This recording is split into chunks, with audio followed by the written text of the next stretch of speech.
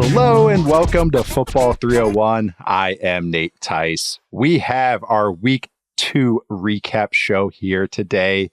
Mr. Matt Harmon is going to be joining me for that. We're also at the tail end of the show. We talk about a little rookie check-in, quarterbacks, receivers, the premium positions, as people like to say, the fun positions, the fantasy positions.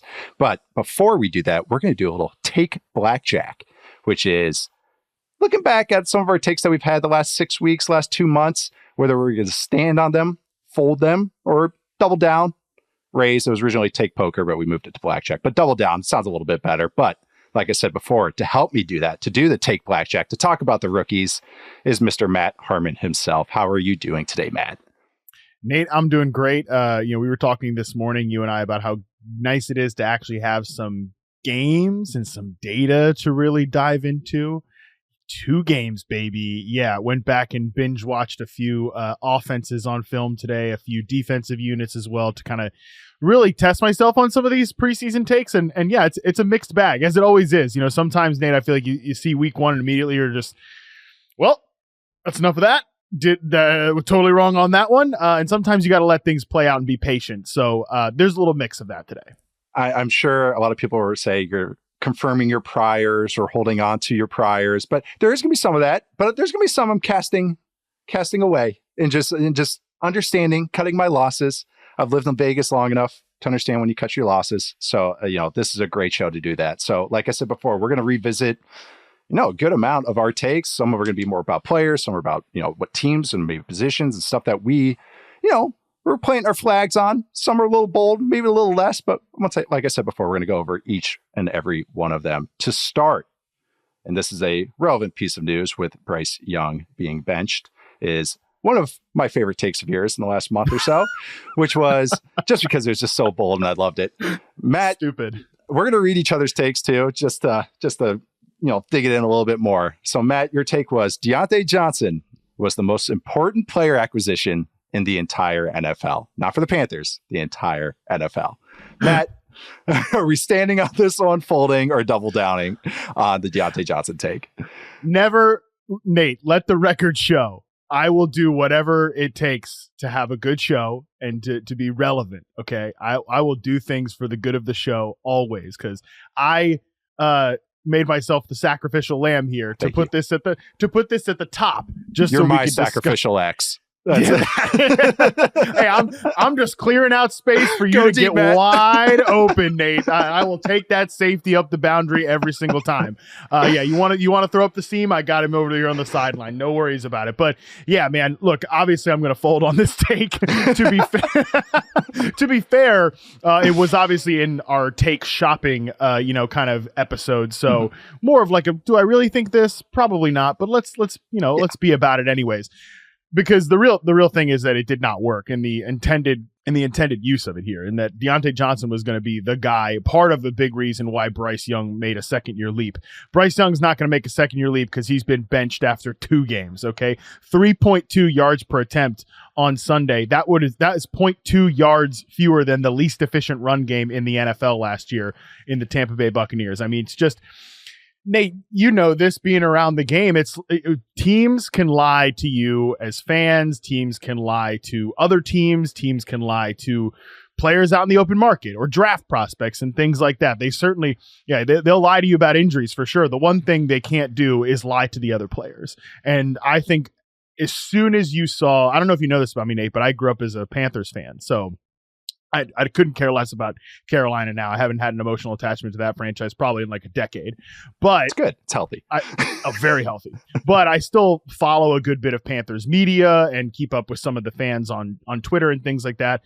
The instant you saw, especially like Joe Person from The Athletic, who's covered the team forever, saying after the game on Sunday, they might have to consider benching Bryce Young just so they don't lose the locker room. And when you go back and watch it on film, you see why that is, because this is not credible football, what Bryce Young is doing back there. So, yeah, I'm folding on this take. I don't think Diontae Johnson will go down as the most important player acquisition in the NFL, but I am at least interested to see what this offense looks like with Andy Dalton under center.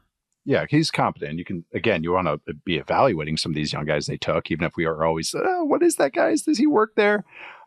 With Bryce Young, and this was, going back to last year's draft process, and I'm not even. I'm not like trying to victory lap this or anything. I went Stroud and Richardson as 1-2, and I had a little drop off to Bryce. And I came around on him because I did think he was very smart and he understand how to play quarterback and all those things. But this was the head versus heart argument. My head won out on it, but still, I understand why others were like, well, he is a creator, and that's what you kind of need in today's NFL. There are size and athleticism thresholds in pro sports for a reason, not just the NFL, just NBA, baseball, what other sports that you want to look at. And some of this is, I think some people see the Moneyball scene with the old scouts with the earpieces, and they're like, oh, these old scouts, they don't know what they're talking about. And some of that is true, but some of these things that scouts have discovered about having thresholds for positions matters. Not only just size as far as height, but weight. And that was the thing I just kept coming back to with Bryce Young, was his weight was so small that the only historical comparison I could find was Doug Flutie, who washed out of the league, ended up in the CFL, and then had a second career with the Bills late in a career, and then was drop kicking for the Patriots at like 40 years old. But Bryce Young didn't have, like with the smaller guys that he was compared to, Kyler Murray, Russell Wilson, he didn't have their arm. Like, he is an average arm at best.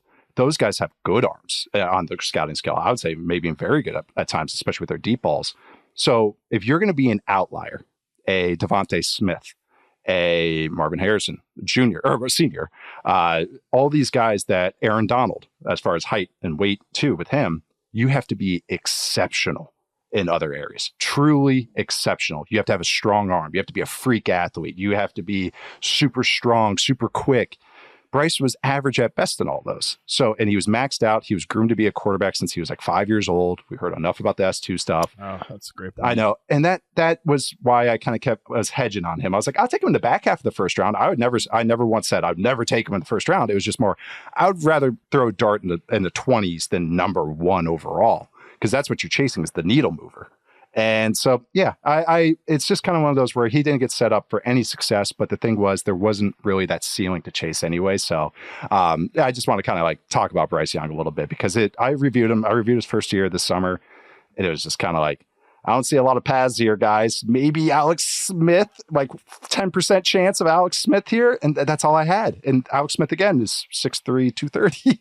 And again, so I wanted to get that out there. When Tom Pelissero tweeted out the graphic, like the first one to break the news yesterday, that they were benching Bryce Young, and tweeted out the graphic of Andy Dalton and Bryce Young standing next to each other. I know this, I don't want to be piling on the guy either. I know. I feel bad I'm not trying to be mean about this. I'm just he seems like a great guy, and like, awesome dude. Obviously wish him the best. I almost kind of wish, Nate, that some team, like that the Panthers, would just get rid of him before the trade deadline. Like, trade him to Miami. Let Mike McDaniel try to do another reclamation project while Tua's out. Something like that. Just get him out of there, man, because I think it's toxic. But again, even just looking at the picture they tweeted out of Dalton, who's 6'2", 220. He's not friggin' Anthony Richardson or anything. I'm like, that's a much bigger human being. And yeah, I just come back to something I said on the show this summer, which is that for me, I think about quarterback play less so much about the throws you make and the throws you take. It's the throws that you're leaving on the field. And I think that's been the difference really just in 2 games between what we saw last year, where there really weren't a lot of answers on the field for him. There were really not a lot of players separating or,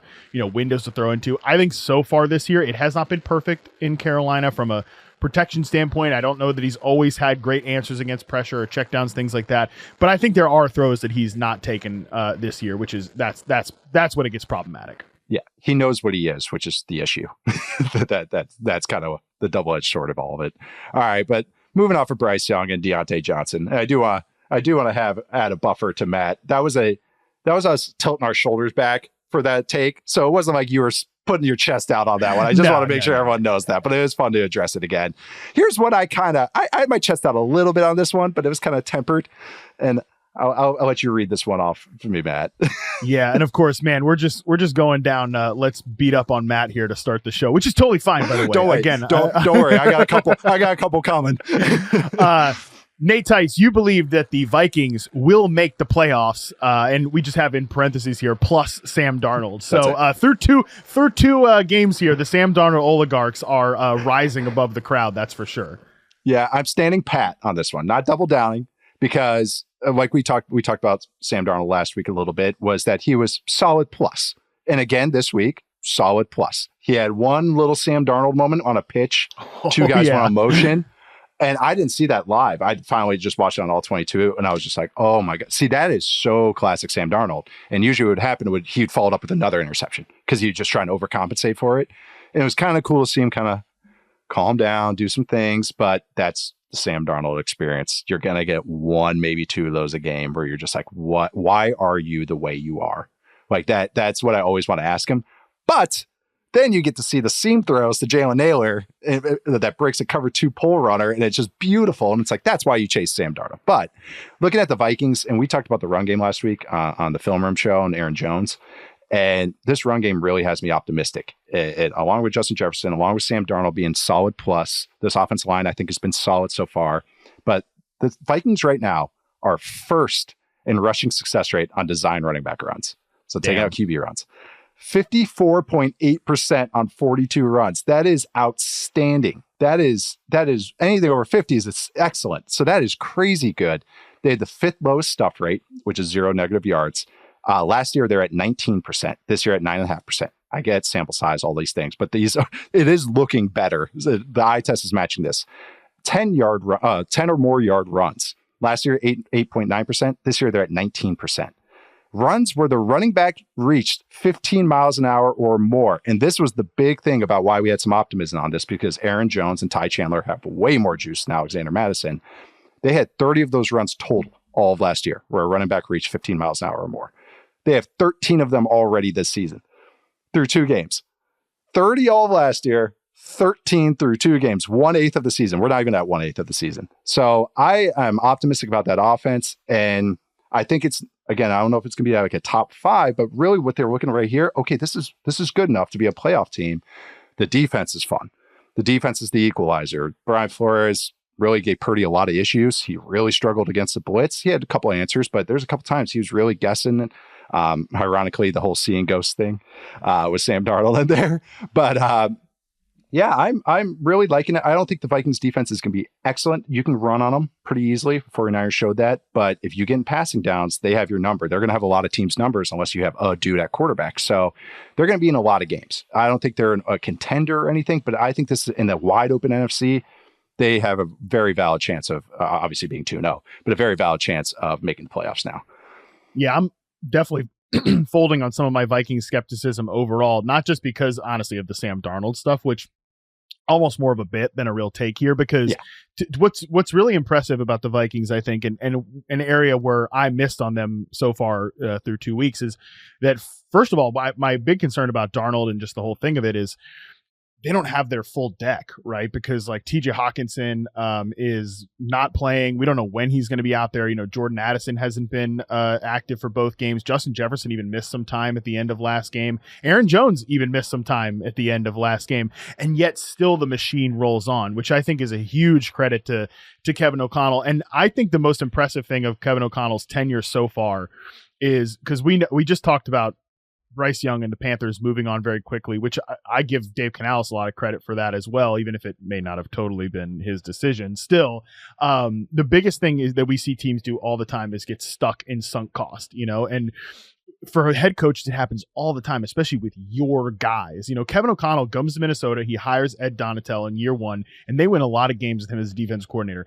They still move on. They hire Brian Flores, who, I mean, that's got to be one of the best. Inspired choice. An really inspired choice. It's got to be one of the best hires of the last couple of seasons. And it really is. That's where I liked a lot of what I saw out of Brian Flores' defense in year 1. It was like a chaos creator. I always said they put bad quarterbacks in a blender because they would just they would throw stuff at the wall almost just to see what sticks. You know, they'd show one look pre-snap and then back off into something completely else. They would show pressure looks and then play coverage behind it. And I was like, are they still going to do that once they get better players? Or are they going to kind of go a little more conservative? I think they've still leaned into it, which has been incredible to see. Even more, because now they have better players. So that part of it, I think, is O'Connell's quietly. We'll always talk about offense and elevating quarterbacks and all those things. Elevating the run game, which you're so right to point out. Ty Chandler and Aaron Jones are both top 6 in success rate on zone rushing plays really among guys who have 10 plus or 15 plus carries. So just incredible work there. But really, I think his best move might have been to hire Flores as defense coordinator. It really, yeah. And it's really cool when you get the same characters in the defense or the offense, and you could see them adding layers.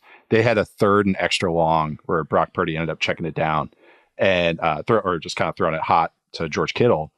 And on that play, they're waiting. The Vikings defenders, Purdy checks and taps his helmet, and you can tell they had something planned. And every Vikings defensive player just started and you could tell at I almost said the Metrodome. Oh my God, the U.S. Bank Stadium was just going nuts. Like the camera's shaking, and you see them all yelling, communicating, but no one hesitated. It wasn't like what? It was everybody knew exactly what to do, and it's those little things that you look for. It's like, okay, that's a really good sign that you're doing something really funky, and everyone knew what to do. So the signal is eagle, by the way. That was the signal, and I think they call it eagle front. So that makes a lot of sense. Yeah. Also, Brock Purdy against the blitz, he went 10 of 15 for 91 yards, a pick, and he was sacked 4 times. 4 sacks, man. That's crazy. Did you see the clip of him after the game where he went up to Flores and said, "Man, the scheme is crazy." Yeah. I thought that was pretty cool. That's saying something. That's pretty cool. I love that. All right, here's a good one for you. This one you got to be feeling pretty good about. Aidan Hutchinson. All right, this is a Matt take. Aidan Hutchinson will win Defensive Player of the Year. How you feeling about this one right now? I'm 100% doubling down. Yeah, I love it. Almost because I recognize that he has been a bit of a backup tackle killer so far. That he's definitely preyed on that, but that was almost part of the calculus here is that, whether or not the film bros and all of it's a voter award, whether or not we can go in there and criticize okay, yeah, he's just kind of spamming the spin move, which was pretty cool that he even said, I'm spamming spin move and they can't stop me. In week 1 against the Rams, he went to work in week 2 against the Bucks. I thought he was extremely disruptive. And again, level of competition, whatever. That's a whole separate thing. Whether we can criticize some of those things and nitpick it from a film perspective, the reality is that the production was going to be there at the end of the year. And now he's already got 1 game with 4.5 sacks. So the production almost is certainly going to be there at the end of the year. The only thing that I have a little bit of hesitation about on this take, and like I said, I am doubling down on it for sure. I feel really good about having that one. You come to Matt Harmon for edge rusher expertise always and forever. You coming out with that one, and that was a great tout. That's more about knowing the field, honestly. And the reason though I might have some skepticism is I think the Lions defense has been okay. I thought they really had a good plan against Stafford, and I thought they harassed him. I think Stafford's just a great quarterback, and I thought in week 2 it was okay against the Bucks. They certainly put Mayfield into chaos mode. I give Mayfield credit for scrambling out of the pocket and making some plays on his own. I also think that Bucks offense, we'll talk about the Bucks later on, why I'm really high on them is I think that offense gives Baker a lot of answers, even when the defense takes something away. But again, like I said, defense has been okay. I think there's been a leap there for Detroit. They're not a sieve, but I'd love to see that just even more improvement there. And I think the Lions will be fine over the course of the year. That's the only minor hesitation I have here. But in terms of Hutchinson, defensive player of the year candidate, I definitely think that's there. No, it's a good one. I mean, standing out right now, he's to me the leader just because of I know it's 2 games, but him and Fred Warner. It's those are only 2 I can think of, which is kind of a quasi tout I had, but that's my lazy dark horse defensive player they pick every single year. Just take it off ball guy. This could be the year. Yeah, this could be the year Fred Warner wins it. Yeah. Just come on, corner, safety, linebacker. One of those guys has to win. No, but it's when scouting sometimes it's level of competition and everything. But going against a backup tackle and everything, good. He dominated a backup tackle. That's what you want a guy to do. That's what you want a good player to do. So yes, he's getting the production right away. They're a little predictable on the back end right now. That would be my flaw. It's they're running man coverage. It. So it's all right, if you have the guys to beat it, a Mike Evans, a Chris Godwin, yada, yada, you're going to beat it.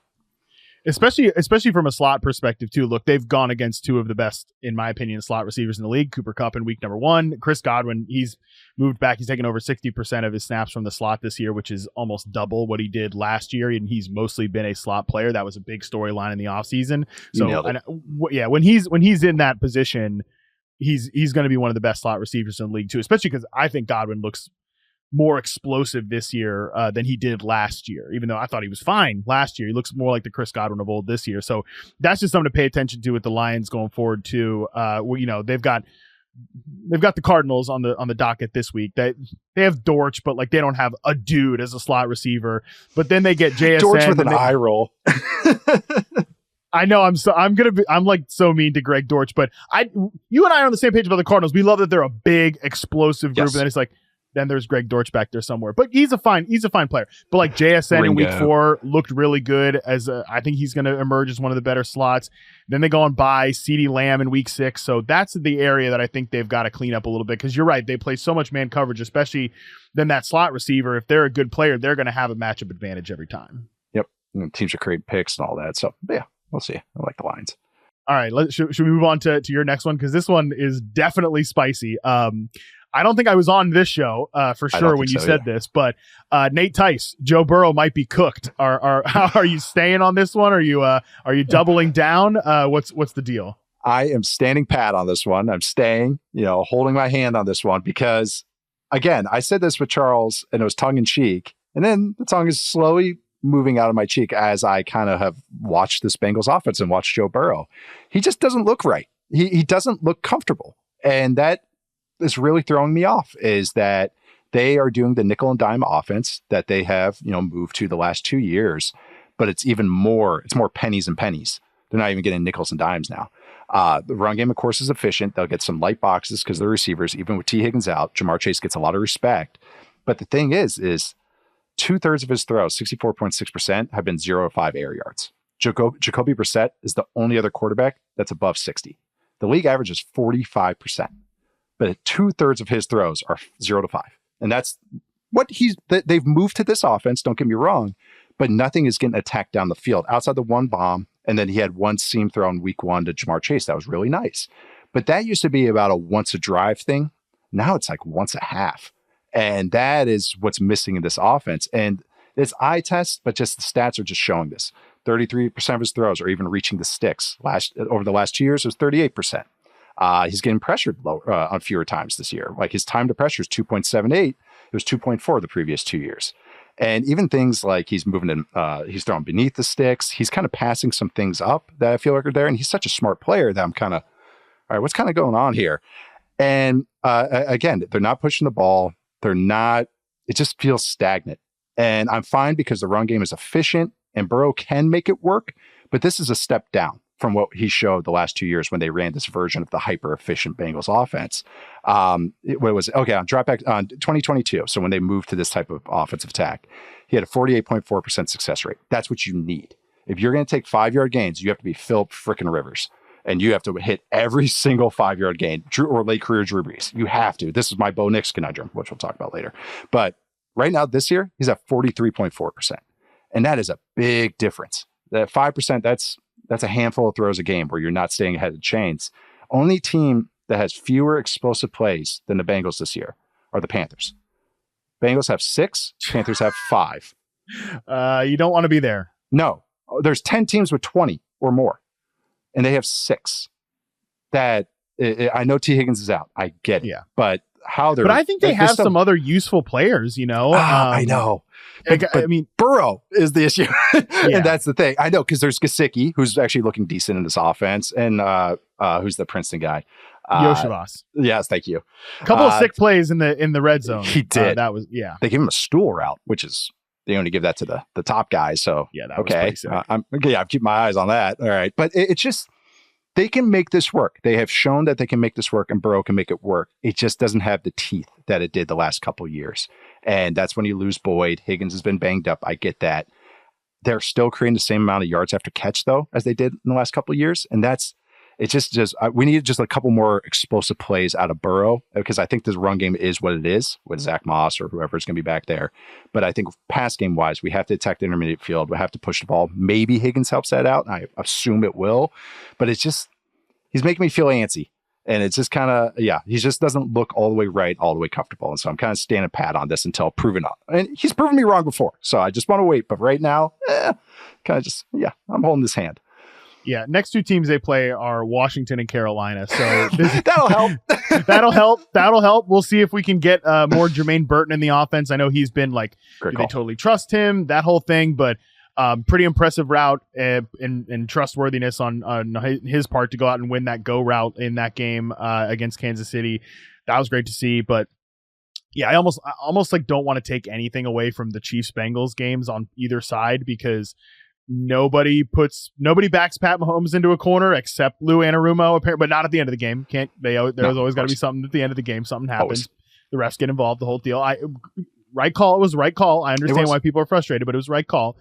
So yeah, I almost don't want to take anything away from those games, like macro takeaways. I certainly don't know if I want to have big takeaways about Cincinnati when they go and face Washington and Carolina, but certainly at the end of the year, I think that'll be sort of the litmus test of where Burrow is, because I'm with you that sometimes it does feel like the offense, they want to run with him, and where they are, they need these two alpha receivers on the outside, or I don't even know if I necessarily consider T. Higgins in that class of player, but like big dudes that can just go dunk on you on the outside.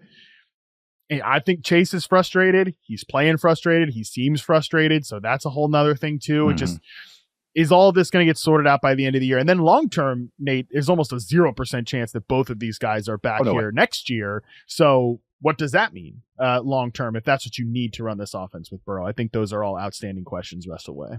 And last year, it looked the same at the beginning of the year. Of course, they faced the buzzsaw. That was the Browns defense early. But then he came back. He got banged up again, came back healthy, and it looked okay. It was the 49ers game was an exceptional game. That was great. But again, it's like, it's got to look like that every week, not just a couple of weeks of the year, especially if you're going to be the guy, the one of these top tier quarterbacks. So yeah, it's just the Bengals just offense is just kind of like, oh, okay, this is what we're doing again, huh? All right. Let's see how it goes. But we're going to take a quick break, and then we're going to come back with some more of these takes, whether we're going to stand, fold, or double down on. All right, we are back. Matt, on to your next take. And I like this one. I liked it in real time, and I like it even more now. Sorry, I'm spoiling it. But Matt, your take was the Rams of Los Angeles will finish last in the NFC West. How are we feeling about that right now? Yeah, let me go ahead and double down on that right now. And I know you come to Football 301 for the high level analysis. Here's some real 301 level analysis for you people. If all your players get hurt, your team's going to be bad. It's honestly, if I was a Rams fan, I don't know how I wouldn't be going insane right now with the way this season is. So honestly, if I was Sean McVay, I don't know how I would be going insane right now. Much has been made. And I think it's been great to discuss, McVay's like reinvestment coaching and finding himself as a coach again and investing in these young players after potentially wanting to walk away from the game after 2022. And I had a great interview with your former co-host Robert Mays about this in the offseason. That was awesome to hear. I almost, if I was him, I'd be like, oh God, maybe never mind after the way this season has started, man, because how could you not be so frustrated that you remake your whole identity in the offseason as this, or on the fly, really, maybe into the offseason of last year, and then certainly into the season, you talk about double down on something as this power football team, with these receivers who block, these receivers who are very, very singular. Cooper Kupp, I have always said since he's come into the league, has one of the most singular receiver roles in the NFL. Nobody really plays the position quite like Cooper Kupp. And then obviously Puka last year, he has almost 1,500 yards, and it's not doing it in these like phenom ways. It's almost being like a dirty work type of player. So and then you double down on that this offseason. You get another running back in the draft. You invest into the offensive line, and 3 weeks into the season, it's all gone to man. I mean, you've fast. got their IR list is outrageous. They're going to start running out of spots, man. I mean, Steve Avila is on IR. Connor McDermott's on IR, backup tackle. They're talking about putting Kupp on IR. Puka's on IR. Joe Noteboom, who is a backup tackle, he's on IR. Jonah Jackson's dealing with an injury now too. It's like, oh, thank God we get Alaric Jackson back off the suspension. We freaking need him here. So I just don't know, man. I feel this take is twofold as to why I'm doubling down. One, it is yes. I'm just concerned that the Rams are already out of players and we're walking into week 3. The other part of it is, and I know we'll talk about this team later on, I've really loved what I've seen out of the Seahawks. I know you were higher on them maybe than I was this season. I think you picked them to go to the playoffs. I did not. After the first 2 weeks of the season, I've definitely been extremely impressed with what I've seen out of Seattle, and obviously with the way the Rams are going. Yeah, I think they finished last in the division. And then, of course, our Cardinals. Your Cardinals. No, it's our. It's a football 301 team. Football 301's Cardinals for sure. Yes, that's it. But I envisioned this Rams team. We talked about them in top 10 offenses. We're all excited about them. Was hey, they're just going to add on to what they did last year, bully everybody on offense, and losing Aaron Donald would hurt. But they'll just get a lot of shootouts. They'll control games. It's going to be a race to 30. We'll see how it goes. Stafford's going to be whipping it all over the yard. Who cares? They're going to pound the rock and whip it. We're good there. When you lose what's supposed to be the focal point of this team and what gets us excited, which, yes, you've mentioned Stafford and Kupp and Puka Nacua, it was, the offensive line being big and burrowy and just running all over people. So when you lose not only the main guys, but depth, it's just hard. What are you going to lean on? And then when you lose, okay, all right, well, they'll lean on Puka Nacua, Cooper Kupp, and Stafford making plays.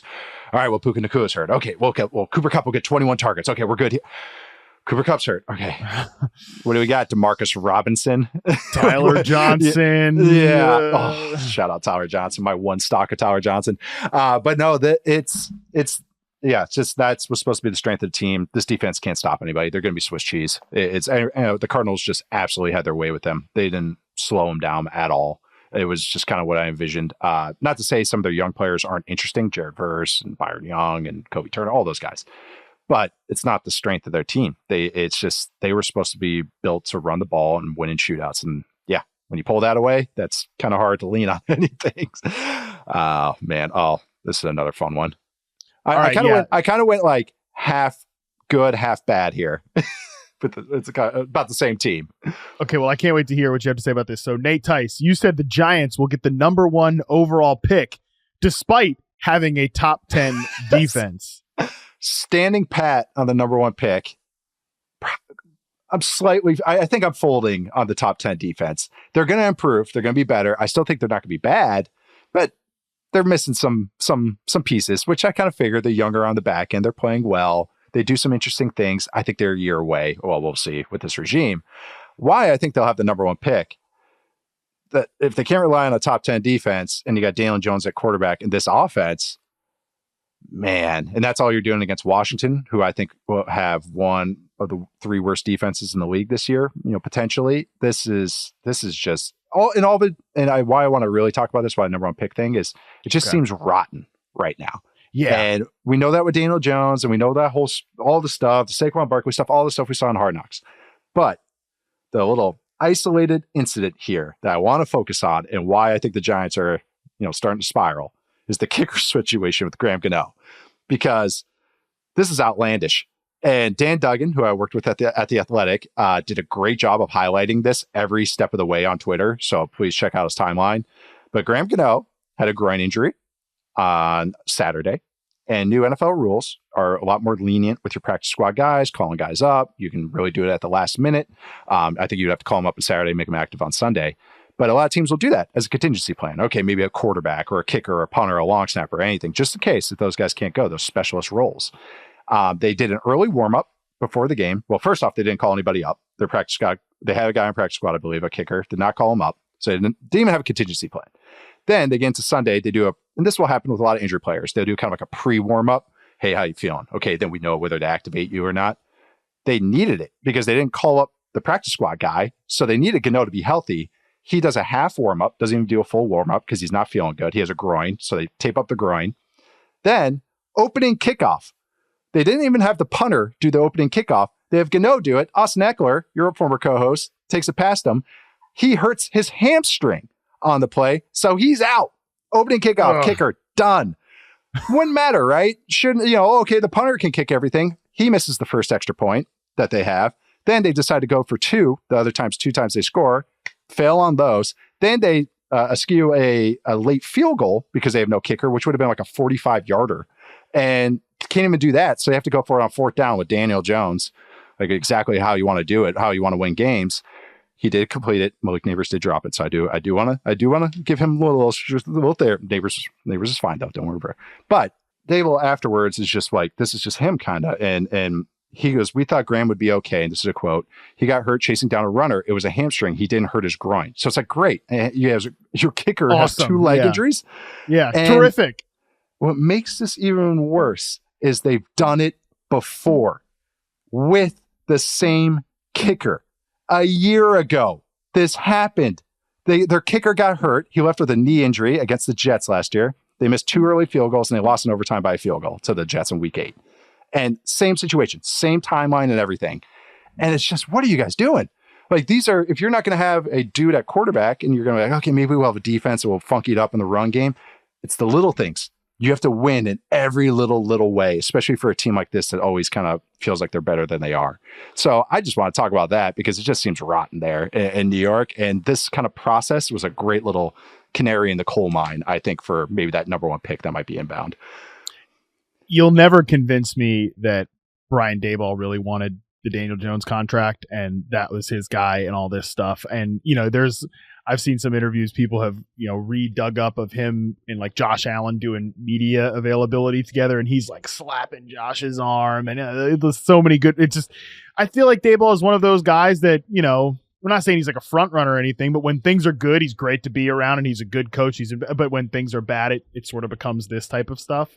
And I wonder how things are slipping away. I mean, Malik Neighbors, the site Fantasy Points has a stat called first read target share, like the percentage of targets and like first read targets that a receiver like 100%. gets. He had 68%. That is obnoxious. I mean, even his overall target percentage from week 2, 64%. They're dangerously close to mine because he had 18 targets and the team scored 18 points. Not again, we talked about this with Kupp last week. That's not the ratio you want. Not because you don't want to throw to your best players. You do want to throw the ball to your best players. But you got to have a second pitch, brother. To. Like, and you don't want ice cream all the time. Yes, yes, and that's great. Obviously, the fantasy bros love it for Malik Neighbors, and Neighbors is a great player, and I think he's so talented, and he's gonna make them right. He's gonna make Daniel Jones look better than he is. But even the Daniel Jones thing, man, I know Jones is bad. But I almost want to have this conversation with you when we talk about the Saints tomorrow on the Fantasy Film Room.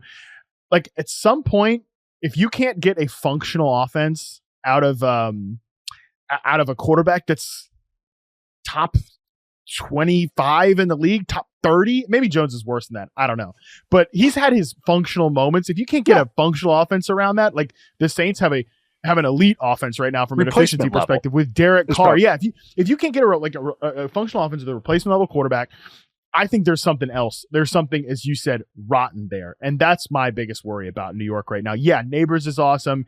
He's going to make Jones look good. He's going to make them right when they're wrong.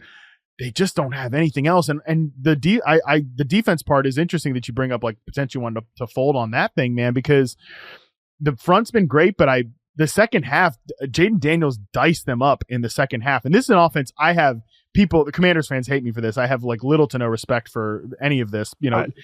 Run game's good. Run game's great. That's always good with Cliff Kingsbury. But 37.9% of Washington's wide receiver targets have come behind the line of scrimmage this year. That's the highest rate in the league. The league average is 11.3%. And dude, I didn't say team targets. I said wide receiver, not like that's throwing out Austin Eckler's targets and Brian, like all these guys. This offense is that, and in the second half, Jaden Daniels again absolutely carved him out. Second half alone, 18 dropbacks, 16 attempts, 12 completions, 8.69 yards per attempt, and a 100.8 pass rating with 1 sack. And that's the defense is supposed to be the strength of the team. And it was they in the first half kept getting him. I watched most of the first half. They kept getting him into third and longs and third and extra longs, and Daniels was just scrambling and getting him to like 4th and 1, and they give up the 4th and 1. And the Commanders are not supposed to be a power team. I know they got Brian Robinson and everything, but they're more finessey. That's how you kind of picture them. They're smoke and mirrors, but they just got every short yardage. They're just like, all right, got it. Thanks for going for on 4th down. Thank you. Except for one in the red zone, which I was very curious about, but they kicked it 7 times. But that is, I thought, it was very disappointing to see some of the lack of detail with that defense as more as the fundamentals, like the tackling. That's what it was, because they had Daniels dead to rights a couple times when he scrambled. Daniels is so freaking fast, but that was able to create some stuff. But it was like, I don't know. I thought this Giants defense would be a lot more sound with that. I do think it's going to be an interesting defense. It's just that they're a year away. They need like 2 more pieces. They need more depth, but they have some cool, baseline here. Like if there's a new head coach next year, they maybe, keep this guy and because they had some cool pieces. But yeah, right now it was just disappointing to see that because I thought they got him in a lot of good situations and they kind of just couldn't put him over the top. So that's kind of why I'm folding one of my cards there. It's like, can I draw more cards? We'll just turn this into 5-card blackjack. All right. So, this was the next one here. I forgot that you had this one. Matt, your next take. Bears, the Chicago Bears are making the playoffs. Are you standing? Are you folding? Are you doubling down? I wish I could fold. I wish I could go back and smack myself for this take. And I will be folding right now on the Bears making the playoffs. Okay. I know it's only 2 weeks, but it was very funny doing, research to talk about Bryce Young on my podcast yesterday.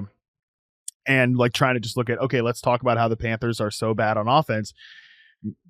Bears are down there, buddy, man. Like in terms of adjusted net yards per attempt, they're the worst offense in the league because they can't stop taking sacks. And, I'm curious to get you kind of your temperature on what's gone wrong in Chicago. I mean, where do we start? About everything has gone wrong so far from an offensive perspective. The reason I thought this take would be, I thought they'd make the playoffs is because I thought this was a good situation for a rookie quarterback. We'll talk about the offense in a second, but this is a good team last year that finished the year strong from a defensive standpoint. I think the defense has been good this year. I think they gave Stroud second half. They gave Stroud and the Texans some trouble in the second half, which is impressive. I mean, Stroud is going to make something out of nothing, and he did several times in that game because he's just great. But I thought from a coverage standpoint, especially watching that game back, I thought they did a lot of interesting things, and they beat him up front at a couple occasions too. So that part I feel pretty good about. It's just the offense has been an abject disaster, bro. I mean, and I think it starts with a lot, and I'm not trying to just get you to talk about the Seahawks, but I do want you to talk about the Seahawks at some point on the show because I've watched a lot of their offense this year, and especially watching the game on Sunday against New England. I'm like, man, this team has answers against pressure and has so many layup routes built in for the quarterback. And then you think about last year's Seahawks where they had no answers on third down against pressure, and there were little to no layups in the offense. This year, Geno Smith is top 6 in attempts over the middle of the field. He's like 21st in deep throw rate this year, where he was top 12 last year. Again, just juxtaposing those two offenses. Why that's important because, who's the offensive coordinator in Chicago? There it is.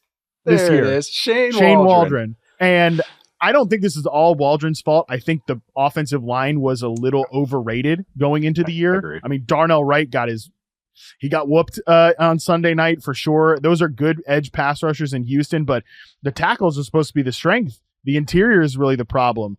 And again, Tevin Jenkins did a post-game interview about this, kind of talking about, what are we supposed to do? Like we're doing what we're told. That sends off alarm bells when we're talking about the answers versus pressure. And I just don't think, look, Caleb's not perfect, but I don't think there's a lot of answers for him from a pressure perspective either. And I think they're putting a lot on his plate as well, which is tough too. So yep, I'm nervous about the Bears. I'm nervous about how much Gerald Everett and DeAndre Carter and DeAndre Swift are in this. They can't run we're not even talking about how they can't run the ball at all. So I threw a lot out there, Nate Tice, but I'm curious to hear what you have to say about this. Yeah, I had some Caleb thoughts for later, but I'll just share them now because it ties into the whole offense. And I did think that O-line got overrated this whole process where we thought it was a great ecosystem for a rookie quarterback and everything. And weakness in interior O-line is always going to be a big red alarm bell for me, ringing, especially with a young quarterback, especially with one that's a little shorter. So, you never know how that affects them. I always thought Caleb did fine over the middle and throwing short and everything, but it's not his greatest strength. It's more of just like he's solid at it. But it had to be solved, and I was very disappointed with what they went with. And they kind of felt like, yeah, we're good here. Maybe in a year we'll address it. And to me, it was, man, number 18 should be your priority. That like I get that you maybe want to push this year because your defense is good and you have rookie contracts and all with your quarterback and everything, but it's like, maybe push that on year 2 and maybe make him comfortable year 1. And then you can add those little things like the DeAndre Swift and Gerald Everett signings. Use that money to pay Lloyd Cushenberry and just have a nice solid center. The Bears lead the league and like, especially on offense, guys you've heard of, but are not needle movers. like Swift, like Everett. I even I know Keenan Allen's hurt, but I even think he's a solid player, but he's not the same guy. So I think there's a lot of name brand value on this offense, but I don't know, dude. Even so much like, okay, I get you trade the pick for Keenan Allen, then you take Odunze, who I think we'll talk about rookies later. I think he's looked fine when I watch him on film as a route runner. But did you need 3 receivers? Are we overdoing it though? Did you need to take a punter? With that, with that pick, like not reinvest in the offensive line. So that sort of, I'm looking back on it, and I definitely want to fold on the take of, this is the best ecosystem we've seen for a rookie quarterback, especially, and this is just stuff happens, but a lot of it came down to the receivers, and Rome's playing hurt. Keenan's not out there, and now we're getting DeAndre Carter targets in the year 2024. Oh, yeah, I know. I know those DeAndre Carter reps. That's a huge red flag. I had a more cruel joke that I'll save for off air about it. But my last little stat on this is Coleman Shelton, their center. He's had 26. I looked this up from Next Gen Stats. He had 26 one-on-one pass blocking snaps this year. Centers aren't going to get a ton of those. They're usually helping and sliding and all that. But he's had 26 this year. He's given up a pressure on 6 of those. 3rd highest rate in the entire NFL from your center. It's unsustainable. That's a disaster. Only guy, one of the guys, 2 guys above him is the backup right tackle for the Bucs, who just got whooped by Aidan Hutchinson. Right. That's one of the 2 people. Defensive player of the year, Aidan Hutchinson. Yes, exactly. Yes. So-and-so right tackle. But I'll say my last little minor thing with Caleb is the pre-snap operation stuff has been excellent already. You mentioned this, that they've given him a lot of reins and controls of the offense, and that's very real. And that's a great sign for long-term stuff, because that means you understand the 101, 201, 301 stuff. And they're like, okay, we trust you to do protections. Coaches do not give that up. Like, they are scared to give it to any quarterback, and you're giving it to a rookie week 2 on the road. That's a really good sign for some of the long-term stuff. So I'm not going anything crazy with Caleb yet. It's more just the offense was been disappointing. All right, moving on to the next one. All right, so I've been saying this, man, but it's time. So Nate Tice, Colts and Seahawks as playoff teams. So you can take this the twofer here. Okay, doubling down on the Seahawks, folding on the Colts, which is not where I thought I would be a month ago. The Colts defense is just too bad. It's just, there's too many good offenses in the AFC, even if offense is all down, yada, yada, yada, that I just don't think they have the horses to keep up with anybody. And their offense is still working it out. I'm still optimistic about the offense, though. I think a lot of it was just, they just had miscues. Anthony Richardson threw that first pick, and it was a classic, like, basketball player who doesn't know whether to bank it or throw it into just go straight at the hoop. So he throws it in between the 2 guys, and it's like, God dang it. And also it's like, why you have Michael Pittman on the deep route and Pierce on the underneath route? Just little minor things there. Yeah, just that wasn't an encouraging game against the Packers. I still do trust what the offense is doing. The run game is good. They are really efficient on first down, especially. They just need, Anthony Richardson just can't have a couple of those mistakes. They can't have 8 drops or whatever they had on Sunday. A.D. Mitchell swimming a little bit, a lot of it, where he just looks like he just has no idea what's going on. And that leads to drops when guys are thinking so much about what they're trying to do. They can't focus on the playing football.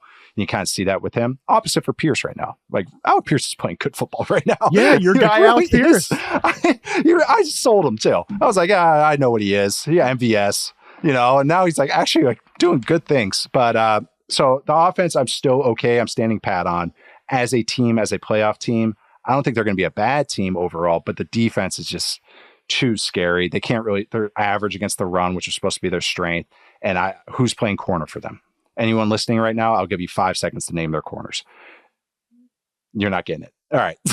So that's my take on the Colts. I'll probably have more on Richardson as more weeks go by. He just needs time. They need Josh Downs, man. I'll tell you what, I really actually think that's going to help a lot, because you're right. Like, Mitchell has some flashy moments as a route runner, but he's not always in the right place at the right time. I think there's been some communication errors that have been put on Anthony Richardson. And look, Richardson has not been a consistently accurate player ever, and he's not a consistently accurate player right now. But he loved Josh Downs, especially on like second reaction plays when he got into trouble in the very brief glimpses as a rookie. So I do think once Downs is healthy, that could help the offense a lot. But there's some issues there for sure. Yeah.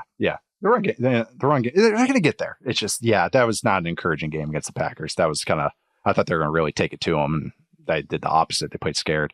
As far as the Seahawks, though, This is what it really kind of came down to. Was I was encouraged by, of course, the head coach and Mike McDonald and just what he could do, but also the offense with Ryan Grubb, who they hired from Washington, because he runs a lot of efficient plays. The college to NFL jump always gets me a little hesitating a little bit, but this one I was very encouraged by because he did a lot of sound concepts in college, and that has applied to the NFL. It's just what you talked about, their third down stuff, just being coherent.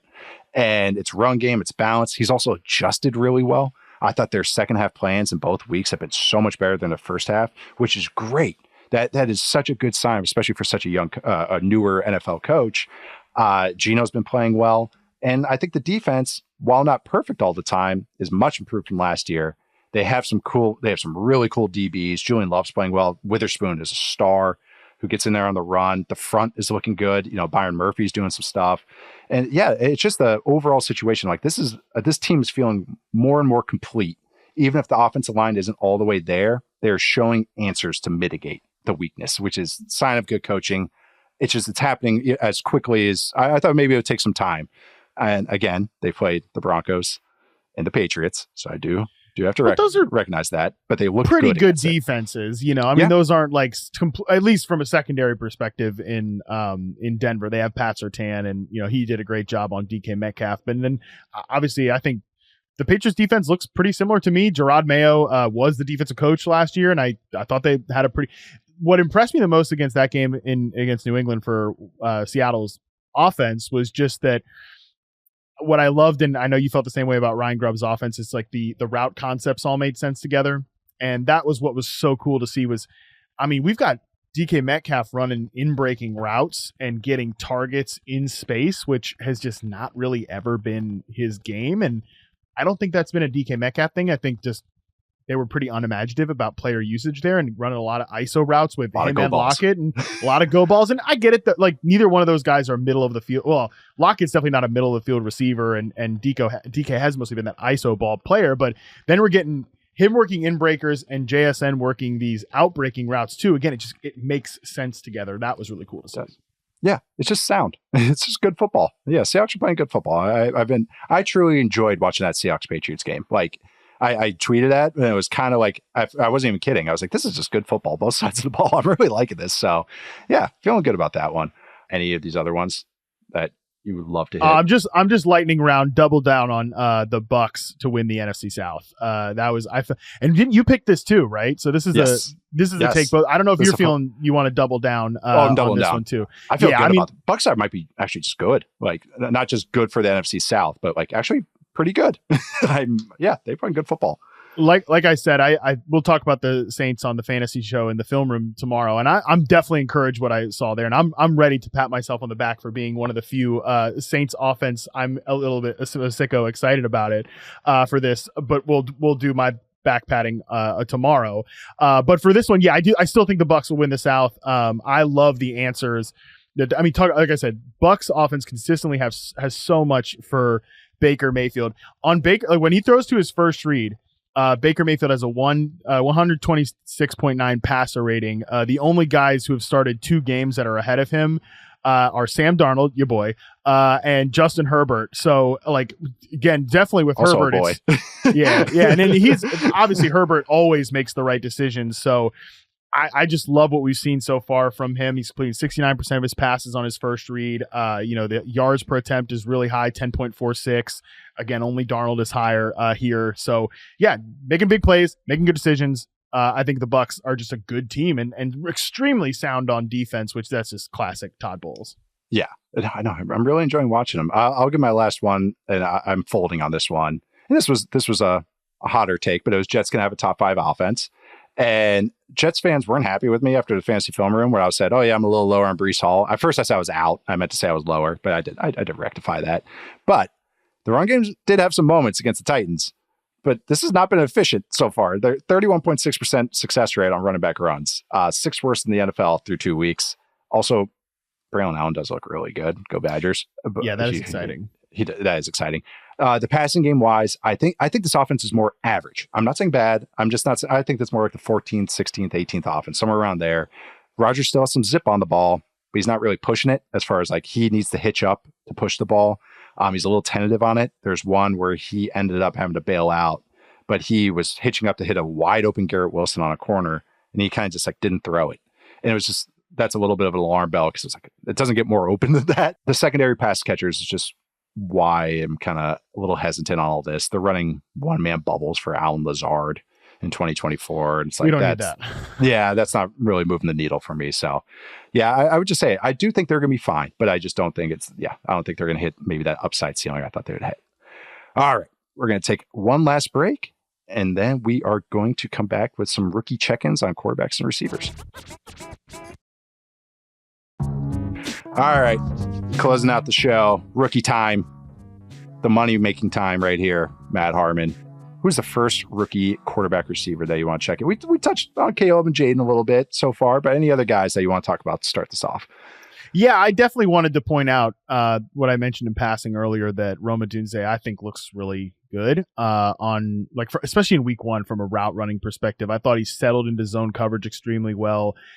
I just think Caleb has no time to operate back there, which is tough. And it's definitely on my radar how frustrated DJ Moore looked in week 2, only because he really went to bat for keeping Justin Fields. And I'm not trying to cause drama here about No. But about he doesn't like facts. Caleb or anything like that. But yeah, he went to bat for Justin Fields, and you just got to wonder, a guy that was so productive last year, because and I know he just got paid and the whole thing, but these guys are judged off their numbers, they're judged off production, and people are going to come out of this year being like, oh, DJ Moore had a down season. I guess I'll just never understand. I'll go to my grave wondering why nobody wants to give the ball to DJ Moore in space when I think he almost always makes the first defender miss. But he's getting these vertical routes and back shoulder stuff that Caleb's just not ready for. I almost think they kind of need to involve Rome more in these intermediate routes against zone coverage. Definitely, I think he's not healthy right now. You could see that in week 2, where especially downfield routes against zone, particularly, I think he got off the line of scrimmage well. His work against press still impresses me, but when he's healthier, I think he needs to be more involved. He's one I think is worth pointing out on. Yeah, he's getting stuck in 3rd and 4th gear. He can't hit that last little burst out. I noticed it early on. He had he got a catch on it. Route's smooth. He's a smooth route runner for a big guy. But he kind of just didn't burst out of the route. It was kind of a ooze out. And I was like, ooh, that's different. That's not you. I've seen you in college. That I know what this is. And especially in week 1, I thought he looked great in week 1 against the Titans. And he was banged up in the summer, and we knew this. And but yeah, no, I'm super high on him. I love Rome. He's one of my favorite college receivers I've watched in recent years, just because he does all the dirty work stuff. He had power slot potential, which I always love. No, Rome Odunze is a good one. We talked about Malik Neighbors a little bit earlier as well. Had some really nice moments. I'll talk about Malik Neighbors' LSU teammate, Brian Thomas Jr., who the receiver for the Jags, who has come out of the gate strong. I thought he might take some time, but he already is a little cleaner than I was expecting. It turns out when you're a really good athlete and you like football, you can really work on these things. But he might be one of the fastest players in the league, period, at 6'4", 210 pounds. His adjustment on that deep ball to Trevor was so good. Just not only burned the guy, but it just looked like a Willie Mays catch. He's not only winning deep, coming down with it. That's a big, big thing.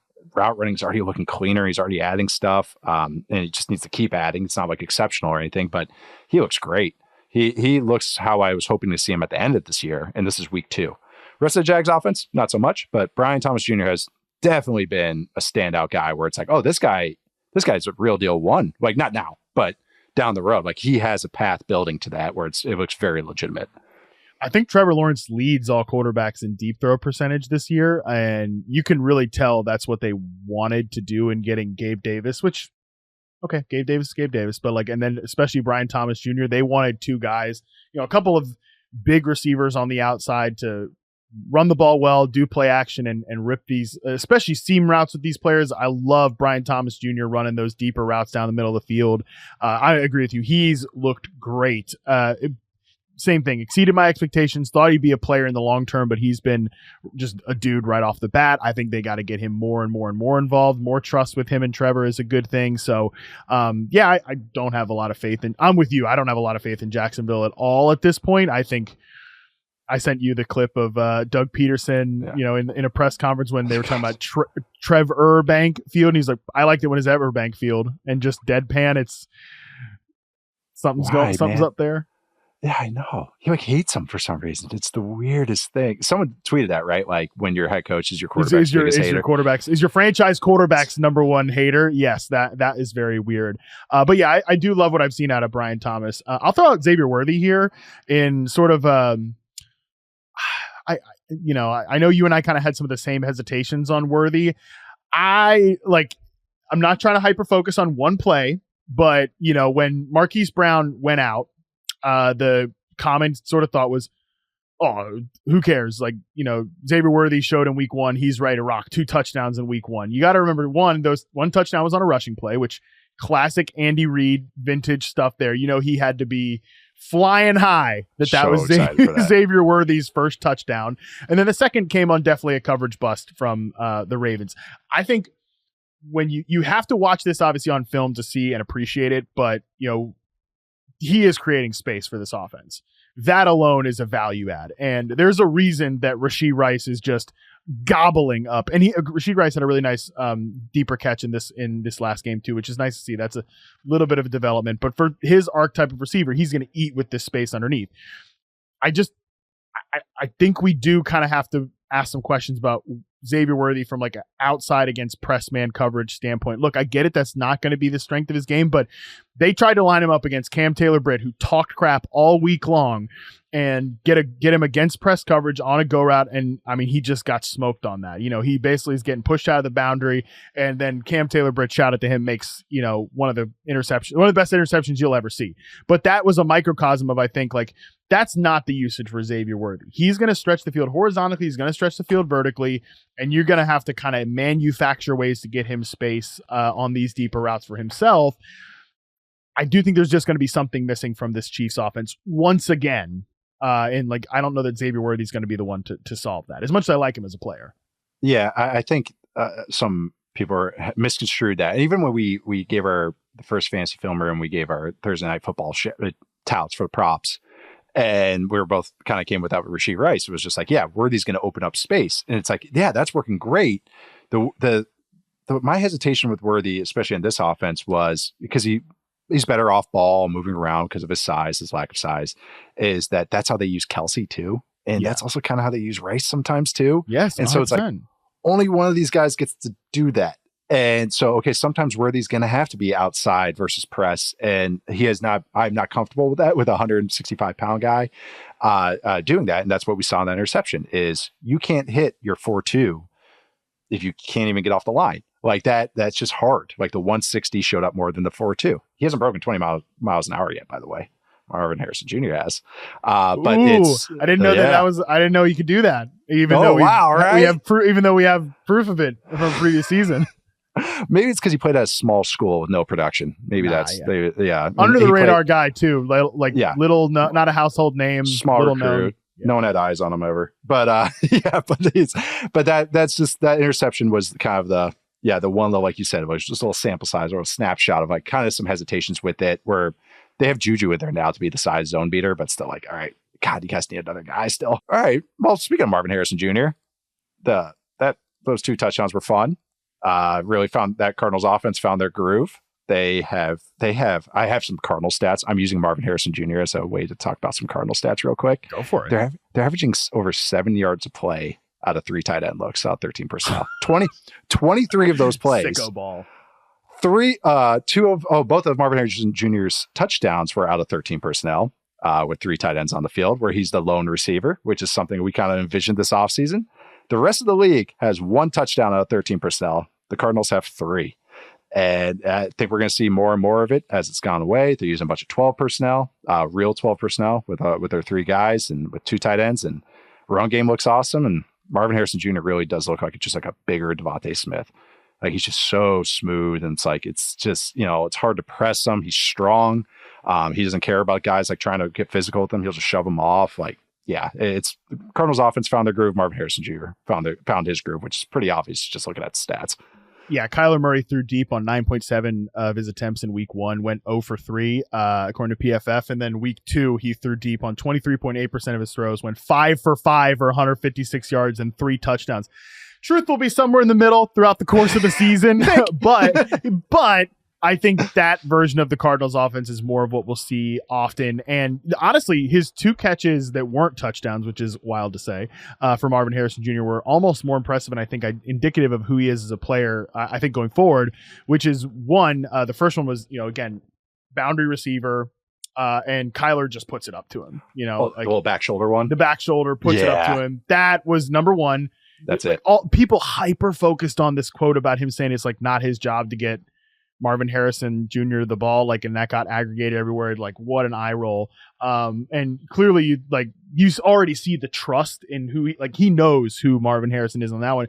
And then also Harrison, I think, returning that trust on the scramble drill play where, Murray goes into creation mode and Harrison just immediately starts breaking downfield, finds a soft spot. That was incredibly impressive to see. That's the savviness, the pro readiness of him as well. So yeah, I look, week 1 was what did I say to you last week? We're definitely going to always look back on, remember when people worried about Marvin Harrison Jr.'s 1 catch for 4 yards? I feel like 2 seconds into that game on Sunday, I felt that was going to be the case. It's up there with Jamar Chase can't catch the football without stripes on it. That's going to be up there with one of those off-season, preseason takes. That McConkey looks good. I'll throw that one in there as well. Keon Coleman, loving the fit in the offense. Yeah, he did nothing in week 2. They didn't really need him to do anything, but that's also going to be the way I think this Bills offense goes. Yes. They're leaning into the run game, as you've talked about, and they have so many fascinating role players. Yes, dude, Khalil Shakir. I wrote a piece for Reception Perception, just brain dump thought about why he's the ideal receiver type for the modern NFL, because he's smart, he knows where to go in zone coverage, and he's useful after the catch. To me, with teams playing so much too high coverage, and Rashee Rice is kind of this guy too, although I think Shakir is a smarter player, but Rice is developing in this way. I'll give him some credit there. You need guys that I've always prioritized route runners. I'm partial to route runners, obviously, because I chart routes. Yeah. But at the same time, I think these guys like Shakir, and I think Shakir's a good route runner too. I think he's a smart player.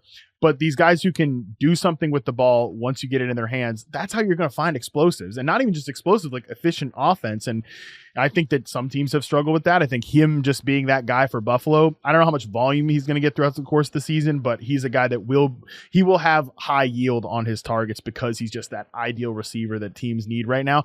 But Coleman has his role too. And I think that's going to primarily, I don't think he will be doing necessarily the big slot stuff that I kind of envisioned.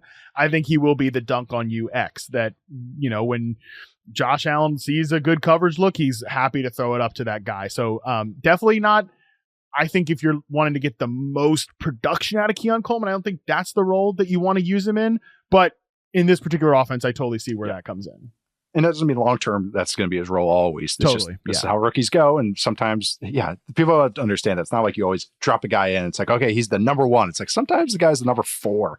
And maybe one week he is the number 1 or number 2 and all that stuff. But no, great point about the yak stuff. Tackling is, I'll double down on this take.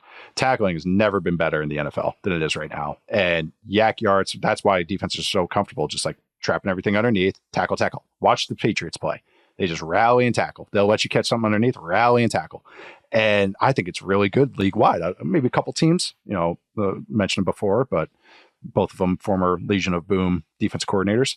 But the irony, but I do think that a lot of teams are just so good at that. So creating yards after the catch is utmost importance. That was the whole Malik Neighbors argument. If you want him over MHJ, was that he can create an explosive play like that. I totally understand that argument. And speed, obviously speed's important. Malik Neighbors is fast, and look at what the Dolphins do. Look what the Saints are doing because they have speed right now, and how those guys can create yak opportunities. But that's why I think these guys like Shakir and Rashee Rice, and I think maybe Amon-Ra St. Brown, Bud Light Cooper Kupp is kind of the godfather maybe of this newer modern archetype. You got to play physical after the catch too. Odunze. This is why you're. I think Odunze long term, will be this guy too. you gotta be a bully in the open. That's what I love about Shakir, man. I just think he's such a badass in the open field. And yeah, because tackling is that's so true. Tackling is better now than it has been recently. You got to take the fight to the defense if you are a wide receiver, and I think that's why guys like this matter. But yeah, Coleman I think could thrive in those ways too. It's just going to take a little bit more time. Yeah. All right, that is it. That was fun. As we wrap up our week 2 recap, good to check back on some takes and flog ourselves a little bit.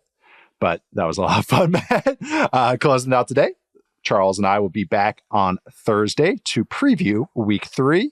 Matt and I will be on Fantasy Film Room, recording that tomorrow. So make sure to check that out as well. I'm Nate Tice. Find me at Nate_Tice on social media. Matt, where can they find you? Yeah, Matt Harmon _BYB. Hopefully don't have to flog myself for Diontae Johnson too much longer. Andy Dalton, you're my only hope. When has this ever gone wrong before?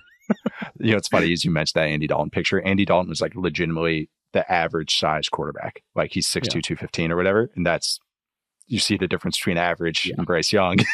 I know. Sorry. I had to throw that one. We last came one all in the there. way back to it, even though we said we didn't all the way want back. to. Sorry, Panthers fans. If you like this pod, Carolina, and everybody else, make sure to subscribe to us, follow us, rate us wherever you get your podcasts, or watch us on YouTube. And watch us on YouTube. Do both. Also, follow Yahoo Sports on Snapchat too.